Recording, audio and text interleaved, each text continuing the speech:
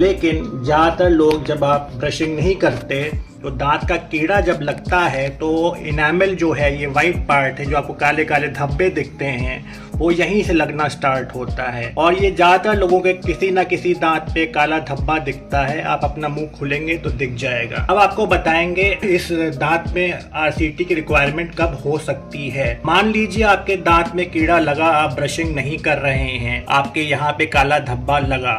जब तक दांत का कीड़ा आपके इनामल में रहता है, यानी कि वाइट पार्ट में रहता है, तब तक आपको कोई सिम्टम्स नहीं आते। लेकिन अगर आप अपने डॉक्टर से कंसल्ट कर लें, अगर हल्का सा इनामल में है, या फिर खुद दिन में डेली 2 बार या 3 बार ब्रशिंग शुरू कर दें, फ्लोराइड माउथ वॉश शुरू कर दें, विटामिन डी के सप्लीमेंट्स कर लें, तो क्या होता है, आपका यहाँ पे आपकी जो डेंटल केरीज होती है, यानी कि दांत का कीड़ा होता है, यहाँ पे रोका जा सकता है अगर आप प्रॉपर ब्रशिंग और ओरल हाइजीन मेंटेन रखते हैं तो। और यहाँ पे अगर आपने रोक लिया तो कीड़ा आपके आगे नहीं बढ़ेगा।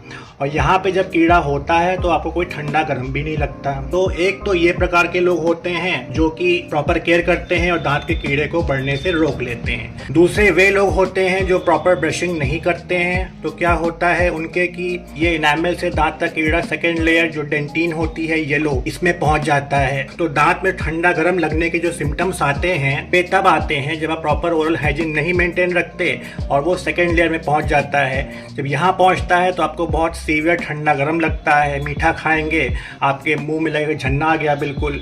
और लेकिन जब ये ठंडा गर्म और ये मीठा खाने पे दर्द होता है यहाँ पे, तो ये भी यहाँ पर भी आपको समय होता है कि आप अपने डॉक्टर के पास जाएं और आपका दांत ठीक हो जाए। इस कंडीशन को हम लोग कहते हैं रिवर्सिबल पल्पाइटिस, यानी कि सेकेंड लेयर में जब पहुंचा ठंडा गर्म लग रहा है। तो यहाँ पे जब आप डॉक्टर के पास जाते हैं सेकेंड लेयर पे दिखाने, तो पहुंच गया होता है, तो वहाँ पे डॉक्टर आपके कीड़े को साफ करके फिलिंग कर देते हैं, या कि जाने की सिंपल शब्दों में इसमें मसाला भर देते हैं, जो कि कॉमन आदमी समझता है। तो यहाँ से भी आपको दांत को बचाया जा सकता है। लेकिन इस समय आपको डॉक्टर के पास जाना ही पड़ता है। इस लेयर में आप ब्रशिंग से या फिर कोई विटामिन डी से अपने दांत को ठीक नहीं कर सकते। तो अगर आपने ऐसे लोग भी होते हैं जो दांत के खर्चे से बचते हैं, दांत के डॉक्टर के यहाँ जाने से डरते हैं, तो वो लोग क्या करते हैं, यहाँ पे भी अगर आप नहीं गए, अगर ये दांत का कीड़ा चलते चलते ये तीसरी लेयर यानी कि ये नसों में पहुंच गया, जहाँ की देख रहे होंगे नसें जा रही हैं, तो फिर दिक्कत की बात होती है। इस कंडीशन को हम लोग कहते हैं इररिवर्सिबल पल्पाइटिस। यहाँ पे अगर एक बार आपका कीड़ा पहुंच गया तो यहाँ से होते होते सीधे आपका हड्डी में पहुंच जाता है, दांत की जड़ों के नीचे।